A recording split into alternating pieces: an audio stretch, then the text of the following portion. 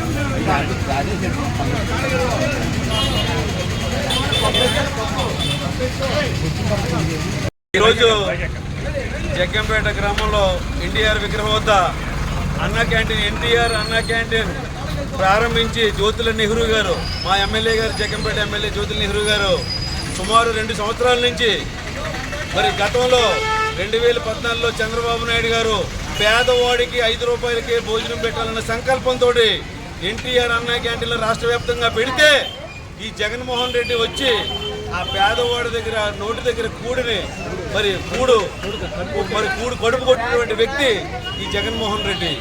మరి దాన్ని స్ఫూర్తిగా తీసుకుని మా నెహ్రూ గారు జ్యోతుల నెహ్రూ గారు ఏది ఏమైనా మళ్ళీ తెలుగుదేశం పార్టీ అధికారంలోకి వస్తుంది, మళ్ళీ అన్నా క్యాంటీన్ గ్యారెంటీగా పెడతామని ముందే భావించి సుమారు 2 సంవత్సరాల నుంచి మరి జగ్గంపేట ఎన్టీఆర్ స్టాచ్యూ దగ్గర ఈ అన్నా క్యాంటీన్ ప్రారంభించడం జరిగింది.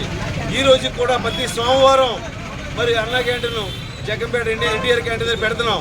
ఈ రోజు ఉప్పలపాడు గ్రామ కాపులస్తులు స్వర్గీయ మరి అడబాల కుందరాజు గారి కుమారుడు మరి కుందరాజు గారు అంటే ఒక బ్రాండ్, ఒక కాంగ్రెస్ పార్టీలో ఉండి ఒక బ్రాండ్ ఇమేజ్ ఉన్నటువంటి వ్యక్తి అడబాల కుందరాజు గారు. మరి వారి కుమారుడు మరి ప్రస్తుత గ్రామ సర్పంచ్ అడబాల ఆంజనేయులు గారు వారి నాన్నగారి జ్ఞాపకార్థం ఈ రోజు అన్న ఎన్టీఆర్ మరి బొమ్మ దగ్గర ప్రతి సోమవారం నాడు అన్న క్యాంటీన్ పెడతా ఉన్నారు. వారికి వారి కుటుంబానికి వారి నాన్నగారికి ఆత్మశాంతి చేకూరాలని ఆంజనేయులు గారు కూడా వారి కుటుంబం వారందరూ కూడా సుఖ జీవితంలో ఉండాలని భగవంతుని కోరుకుంటూ ఈ అవకాశం ఇచ్చినటువంటి మీ అందరికీ కూడా సెలవు తీసుకున్నాను. Thank you sir.